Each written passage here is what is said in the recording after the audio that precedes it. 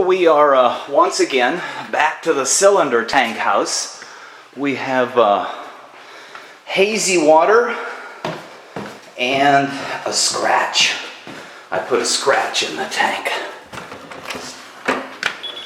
And so we're meeting up with our good friends Condi and Reggie, and we're going to install an ultraviolet sterilizer, and we're also going to take care of the scratch that I put in the tank. So you've probably heard me comment before about being real careful using the aquarium cleaning magnets. Always make sure that the cleaning portion of the pad is free of any granules of debris. My problem was I forgot the outside version, and there was a small little stone on here, and as soon as we started cleaning up there, the first stroke, I realized we were making a scratch, so I was able to stop, avoiding the typical Zorro, but I still have that small scratch up there, so we're here today to polish out the scratch. We're also going to add an ultraviolet sterilizer to take the haze out of the water. So as Condi and the fish check out the scratch and how best to go and resolve it. So as you saw once before, what Condi starts out doing is using a wet-dry type sandpaper and basically begins to sand the entire surface surrounding the scratch down so that the surface of the scratch meets the bottom of the scratch. From there, he'll begin to work on polishing out that little divot. And it's the polishing portion that's going to require us to create a little plastic tent around the tank. Why?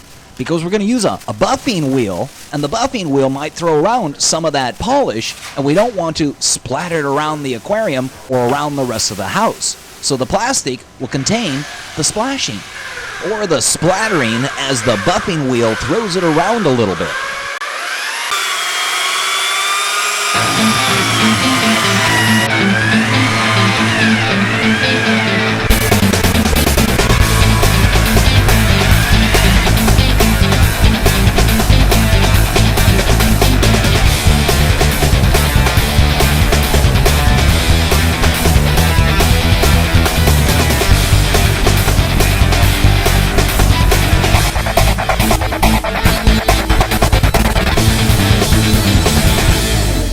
Well, it appears as though the magic man has done his thing already, and that scratch has just disappeared.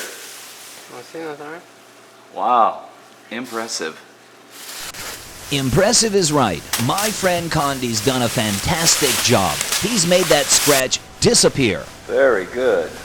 And now we're going to address the hazy water situation.